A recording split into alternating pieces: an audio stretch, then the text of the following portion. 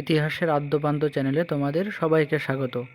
K4 A3 M3 B2 C G P S এই ছোট্ট সূত্র দিয়ে আমরা ষোড়শ মহাজনপদ সম্পর্কে জেনে নেব।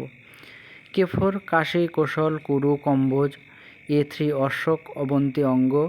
M3 মগধ, মৎস্য, মল্ল। B2 বৃজি, বৎস।